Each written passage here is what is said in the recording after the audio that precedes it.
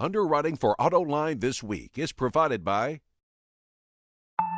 Did you know advanced high-strength steels are the leading material used by automakers to achieve the new fuel economy standards?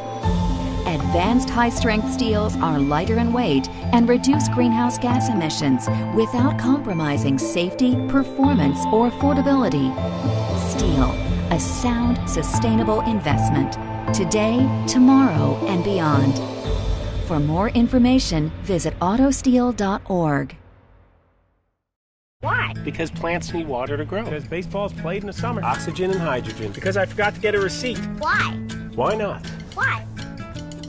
Why don't you go ask your dad? Do Sonata drivers know something you don't? The Sonata from Hyundai. And now, here is your host, John McElroy. I want to thank you all for joining us today on Autoline This Week, where we're going to be getting into all things Kia. And the reason we're doing that is because my guests include Michael Sprague, the Executive Vice President of Marketing and Communications for Kia. Also, Tom Lovelace, the Executive Vice President of Sales, and my colleague Brent Snavely from the Detroit Free Press, here to help me drag all the information out of these guys. But let me start by saying Kia has been on an unbelievable tear in the American market and elsewhere in the world right now. But since you guys deal with the American market side of it, let's talk that. It's almost been astonishing, the growth that you've had. I guess my question is, can you keep that up? You know, it's funny, John. We have had a tremendous run during some difficult economic times, right? And over the course of the past 3 years, our brand has grown faster than any other brand in the market. In fact, over a 5-year period, our market share has doubled. So as we look to build the brand and chase it into the future, I'm sure Michael will speak to a little bit of the branding and building the brand per se. But from a product standpoint, from a network development standpoint, we're on track. We think we have a strong foundation in place to grow the brand. And let's face it, it all starts with product. I mean, you know this business better than anybody. It's all about product. We've introduced 9 new products in less than 3 years. Everything from the Soul small crossover to the Sorrento built down at our plant in West Point, Georgia, Optima built down in Georgia as well, in the heart of the car segment or car market. Each product just better and better from a design standpoint, technology, safety, fuel economy, horsepower. There's no trade-offs with the brand. But don't you go into a little bit of a product lull right now? And that's why I'm asking, can you keep this growth going? I'll yield to you on that. Yeah, sure. Well, you're right. We've got a lot planned over the course of the next 12 months, and Michael and his team will be front and center with a lot of it. Yeah, absolutely. 2012 was kind of our product lull. The last product we introduced was the new Rio, both sedan and 5-door. 2012 was start putting the processes in place to come out with 7 refreshed or all-new products in the next, say, 15 months. So 2013 is going to be huge for us. I mean, the first vehicles that you're going to see are the new Sorrento facelift, which we'll introduce at the LA Auto Show, and then the new Forte, which is all new. Peter Schreier and his team, you know, they've done wonders with the Optima. Their magic continues with the Forte. You know, John, as Michael just mentioned a minute ago, we've brought 9 new products to market over a 3-year period. That's more than anybody else in the industry of any size. So a tremendous forge forward. 2012 was all about catching your breath, building the brand, right? Getting ready for the next product wave, as Michael just described. So we did a lot of things to build the brand over the course of the past 12 months, and it's playing out in our volume and in our sales as we finish out the year. The last time we talked, you talked about having 3 models on track to go over 100,000 units this year, and now it looks like you will hit that. Can you talk about what that does for the brand and how what kind of importance that is for you guys? Well, I think again, from a foundational standpoint, it's critically important to have 3 legs of the stool, if you will. You're right, because Optima just this past through August delivered 100,000 units. So we are certainly on track with the other 2 vehicles being Sorento, and Soul to crack 100,000. So that really helps insulate us. Different segments, certainly Sorento and Optima mid-size car, and then Soul in the compact, competing in the compact car segment. Gives us a real balance that helps us as the market ebbs and flows throughout the year and from year to year. And Michael, the Kia Soul kind of put the brand on the map. Other manufacturers haven't had as much success with a boxier type vehicle like that. Why has the Soul been so successful? And you also brought the hamsters back earlier this fall. So can you talk about what you did to bring that to the marketing forefront? Yeah, sure. It starts with the product, and I think that the product, when we introduced it back in 2009, really connected with consumers who were seeking value. And here was this all-new car, starting back then at around $13,500 when the economy was in the tank.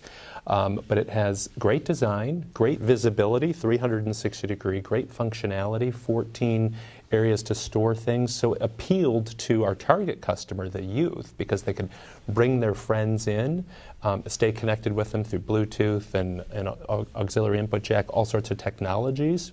But it also appealed to an older demographic who wanted to be, still have this young at heart mindset, saw the youth, their kids, their grandkids migrating towards this vehicle and said, hey, I want that as well. So we were able to cross all the different cohorts in terms of attracting the customers.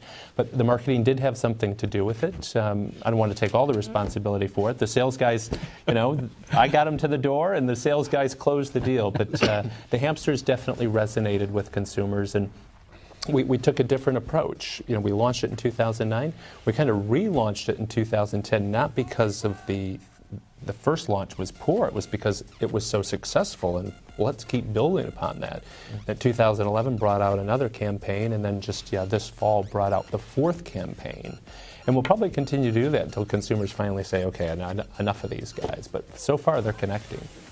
We joke, and I do want to give Michael and his team a lot of credit for launching Soul to the altitude that it launched to, and it's been an amazing ride. It does start with a product, though, and I think it was a product that the timing was right. I think the design was eye-catching. I think it was very functional. It cast a wide net, as Michael described, over a wide base of, originally intended perhaps to be a bit of a niche vehicle, but we quickly realized that the compact segment in earnest had an interest in this car, and I think the product itself, coupled with the work that his team's doing, has really helped us. Michael, go back to the hamsters a moment. I don't think I've ever seen a television advertising campaign in automotive as successful as that. I mean, you've got fans of the hamsters. Right. Where'd the idea come up with? When they first came to the agency, did you go, what, are you guys crazy? Yeah, well, again, if you think back of where we were in 2009, we were about to go on this brand transformation, and Soul was the first vehicle that was going to lead that charge, and we were a 2.8% market share player. We had no brand recognition or awareness, totally outspent by our competition. And basically, they came with the idea, and it was like, what do we got to lose, And thankfully, it connected with consumers. I will say, they pitched it to us on Halloween 2008. And they came in, the agency came in all dressed in their Halloween costumes. So they kind of set the stage for the idea here. It was like, this is just crazy, but it's a great idea, and just one thing led to another. And maybe we'll stick to marketing for a little bit with that. You've said that you will be back in the Super Bowl again this year. You had a big hit with the Super Bowl ad with the Supermodel and Motley Crue last year. Right. So what can you tell us about your plans for the Super Bowl commercial, and what does that kind of an event do for a brand like you that is trying to break through the clutter? Yeah, it does exactly that. There's 110 million people watching this game. People are watching because of the ads. And so, again, as now a 4% market share player, there's still a lot of people out there that don't know who we are or what we stand for. What percentage is that? What percent of the car buying public is completely unaware that there's even a Kia out there? Boy, I'd say probably 60%, just because they're not in the buying cycle, so there's really no need for them. I also have the issue. I only ask that because the point is, you guys could have a lot more up to grow. Yeah, oh, absolutely, and that's what we talk about that all the time, and how we're going to continue to grow. Yeah, I think not the venture off marketing. We'll circle back to it because it really is one of our key success drivers, but. We've introduced all these products, circling back to that, the Sorrento and the compact CUV segment, the Sportage, the Optima, the Soul, the Forte, all these, what I call the meat and potato segments. This is the car industry by and large.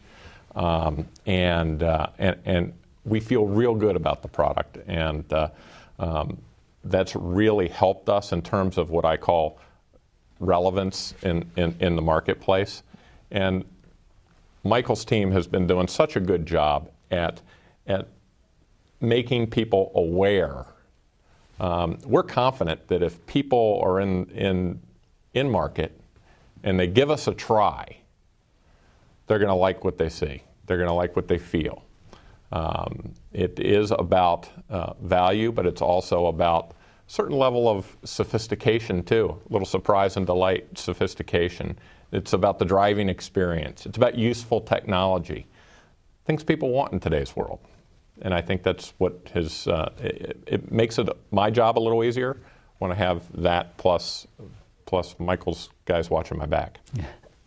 I don't clearly understand where the Kia brand stands vis-a-vis Hyundai. My understanding, because you're essentially two branches of one parent company. Kia, I always thought, was the youthful, cheap, cheery, sporty. Hyundai supposedly being a little bit more sophisticated, maybe a little bit more upscale. But when I look at the styling that Peter Schreier, your head designer, is giving you, especially with the Optima, some of the cars that we're seeing coming out of Korea too, the Chorus and is it the K? The Cadenza or the K7? K7, or the that's it. Chorus K9. Yeah, right. And when I see those cars, I go, wow, that is very sophisticated looking design, almost, dare I say it, treading on the coattails of BMW or that like. Where is the Kia brand? What does it stand for, or what do you want it to stand for? Well, I think you hit the nail on the head. We want it to be perceived as a youthful, fun, sporty brand. And there are a lot of customers out there that's resonating with. And the value, which is core to our DNA and has been from the beginning in these economic times, is really resonating. As Tom mentioned earlier, we're trying to kind of raise that value to a new level of sophistication, and that's by adding features or technologies in our vehicles that they can get on higher-end premium brands, but bringing it down to the mainstream mass market brands. There's, design. I mean, just because we're a value brand doesn't mean you can't have great design, and Peter Schreier has clearly shown that. We see just endless opportunities, in a lot of different segments, and I think you'll see us continue to make a foray into new segments as we see the opportunities arise. Don't mistake value for cheap. Absolutely. Value defined as what you get for the money you spend, and what you get can be rational, things like fuel economy, like IIHS top safety picks, like J.D. Power's recognition in quality and the like. Or it can also mean things like this level of sophistication that Michael's talking about, design, the useful technology that I mentioned earlier. People today are waking up on a Saturday morning and they're saying, you know what, I'm going to go try a Kia today. And that's exciting. That's good stuff. So we're going to keep putting the blocks in place one at a time, the block by block approach, and hopefully get more and more of your viewers to give us a try. So I'll pick up on John's question there a little bit. Kia is approximately 34% owned by Hyundai, and many analysts and journalists will look at the market share of the two companies together, which together you're you're above Honda and Nissan at the moment, nipping on Chrysler. But you guys look at Hyundai as a competitor. Can you Fierce explain competitor. that?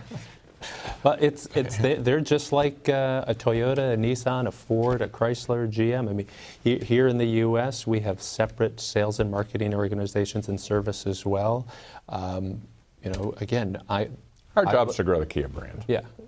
Well, I'll tell you a funny line. John Krafchick, the CEO of Hyundai, I asked him the same question, but from the Hyundai side, I asked him about Kia. He says, "Oh, we hate them twice because we got to fight them in the market and we got to fight them internally." So, but good, healthy competition. Absolutely. That's exactly. But speaking of Hyundai, you guys Kia does a much better job in the American market on the truck side of things.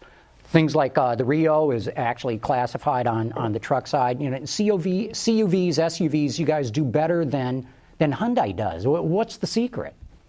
Well, I'm not going to speak for Hyundai. I'll let you circle back to Krafchick. But the Sorento has been a wildly popular vehicle for us, and it was our very first U.S. built product. When we opened our assembly plant in West Point, Georgia. It was the first vehicle that rolled off the line. I remember the day vividly. Exciting times. And there's a certain sense of pride that comes from that vehicle. But again, internal pride's nice. The car buying public is more interested in what's the value. And I think we've been able to crack that code. And I think we almost instantly became one of the leaders in the segment, and the top 4, 5, or 6, depending upon the month, in a very crowded, very competitive segment, and it continues to this day to be one of the anchors of the brand. And you mentioned West Point, Georgia. Mm-hmm. So talk about your presence with that manufacturing plant here in the U.S. and where is it going? Have you maximized production capacity there? Could you expand there? Where do you stand? Well, I'll speak to the plant that exists. It has an annual capacity of 360,000 vehicles. Which is huge. Huge. It originally opened with capacity of 300,000. It was a $1.1 billion investment in this country at a time when it was easy to look the other way. So there's an immense sort of pride associated with the plant opening. It brought 10,000 jobs to the market, 3,000 in the plant itself, but then the supplier base that surrounds the plant and feeds the plant provided another 7,000 jobs. We invested, when we saw things were going so well, we invested another $100 million into the plant to drive the capacity to 360,000. Today it operates on 3 shifts and produces 360,000 units. So is there a way that sounds like the plan is maximized and is producing all it can? Is there space on that campus to build another plant? Would you ever see the need for a second plant somewhere in North America? Again, that's I'm not really equipped to answer that. I will say that from on a worldwide basis, we build 2.7 million Kias worldwide, and our production capacity, we are building every single one of those units now. We're a 4% market share company here in the U.S. As the market continues to, knock on wood, improve somewhat over the course of the next year or two, if our goal is to grow the share, we're going to need to find additional product, perhaps from other parts of the world. Some other parts of the world are struggling, and one of the benefits of being associated with a brand like Kia is they have the flexibility to move things around all over the world. So, well, plus there's now a free trade agreement between the U.S. and South Korea to make it easier to import them from South Korea. Here's my question, though. And the other way around. Oh, you're going to export? What I'm saying is that U.S. companies have the ability to export to Korea now, too, which who knows what the future brings, whether Kia is built here in the U.S. or exported to Korea. No announcements here, just the free trade agreement lets that scenario play out if ultimately it comes to fruition. We'll see. Tom, I got a question on your dealer base. You satisfied with where it's at? Do you want to grow it more? What are your plans? We have, today we have about 765 dealers. You know, the market in 2012 looks like it's going to shake out at what, a 14.4, 14, who knows, right? Depending with the election coming up. 14 mid, anyway. In a perfect world, in a 16 million industry, in a healthy 16 million industry, our dealer count will probably grow slightly. 800 is probably optimal in a 16 million industry. But our efforts right now are really on growing the performance and working with the 765 dealers we got. And I'll jump back to your sales and market share growth success a little bit this year. We had kind of an odd situation in the market this year with the Japanese automakers recovering from the tsunami earthquake and inventory issues they had last year. What was it? You know, what was it like in that environment, and what do you see coming as we head into the end of the year and first quarter of next year? Well, I think we're seeing a lot of what you're seeing too. First of all, the tragedy that struck Japan is just even a good year and plus after the fact is still devastating, and our hearts go out to everybody affiliated with that tragedy in any way, shape, or form. We had a plan and we executed our plan, and I do think the lack of availability coming from Japan probably suppressed the market a little bit. I think some people stayed out of market. I do think we saw over time and have seen more and more Honda and Toyota customers visit our showroom. I think it's driven by the product offerings that we have and how we compare on a product attribute basis, as well as pricing and the like. In terms of next year, I shrug my shoulders. Let's see what the election brings. But I don't think the Japanese are going to let up. And they've seen what we can do in the marketplace. And whereas a couple years ago we probably really weren't on their radar, I think we're definitely on their radar now, and they're watching everything that we do. Oh, I can assure you, Ed, going to a number of the new product launches this year, you are very much on their radar screen. There's no question about that. Michael, what are you going to do to conquer or make this other 60% aware that Kia's out there? You've done brilliantly with the hamsters, but that's for the Kia Soul. How do you work that magic on the rest of the lineup? Yeah, it's from a marketing standpoint, it's really continuing to challenge convention in terms of how we go to market, and it's making sure that we understand the target customer and what they're really looking for and how they want to be communicated to. We've established kind of 4 key marketing pillars that help drive how we go to market, and it revolves around things like music and sports, connected life, and pop culture. So those kinds of things really serve as the seeds for our marketing communications. But again, it's every day challenging my team to do things differently, challenge convention, whether it be in broadcast, whether it be in digital, and we'll definitely, like most, shift a lot of our spend and efforts towards the digital space, particularly. And not just with Gen Y anymore. Everybody's going online. Everybody's got an iPhone. Everybody's got an iPad or a BlackBerry or an Android or whatever. The data is just unbelievable in terms of how many people are now using that as a primary form of their communication. Moreover, as advertisers, can't you track your message and where it goes far more to a far greater degree? So great. I mean, you can get down to sometimes it's frightening for me. I'm like, wait a minute, you know that about me already? But yeah, it's from a return on our investment. The digital space is so much better in helping us to understand whether or not it's working. So, and we've talked a little bit about the product lineup coming next year. We're now right around the corner from the LA Auto Show. So what can you tell us about what Kia will have to show in LA? Yeah, sure. Well, first, for all of the major auto shows, LA, Detroit, Chicago, New York, we will have a significant announcement at every one of the shows. For LA, we're going to introduce the Sorento facelift, which looks great, and the all-new Forte.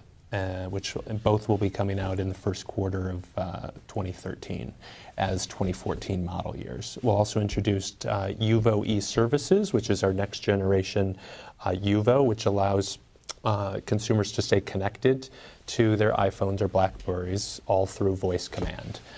So that's going to be really cool. It's a smartphone-based application system. So again, staying connected with where our consumers are going. So it's going to be a busy year. You guys are going to see kind of the Tom and Michael show for quite a while. We'll rack up some miles, that's for sure. Tom, we're getting down to the end, but Michael just mentioned your UVO, your connectivity to the car. How's your consumer base reacting to all that? Because this whole concept, not just UVO, is a little bit controversial. I think from a brand perspective, we'll do whatever we can to support safe driving, right? And UVO e-services gives us a platform for leadership when it comes to safe driving, and it's a critically important issue that faces not just car makers but all of us. And I think our dealers are getting their arms around it. It's relatively new. Our dealers are getting their arms around it. And as we continue to communicate the message, I think that the car buying public is going to get more and more comfortable with it. Very good. With that, we're going to have to wrap it up, but I really want to thank you, Michael Sprague, the EVP of Marketing and Communications for Kia, Tom Lovelace, the EVP of Sales, and my colleague and friend Brent Snavely from the Detroit Free Press. Anyway, join us again next week for another episode of Autoline This Week. Underwriting for Autoline This Week is provided by... Did you know advanced high-strength steels are the leading material used by automakers to achieve the new fuel economy standards? Advanced high-strength steels are lighter in weight and reduce greenhouse gas emissions without compromising safety, performance, or affordability. Steel, a sound, sustainable investment. Today, tomorrow, and beyond. For more information, visit autosteel.org. You know why I pulled you over, ma'am? I need you to recalibrate the Doppler shift on the return signal. Radar's on the frisk. Do Sonata drivers know something you don't? The Sonata from Hyundai.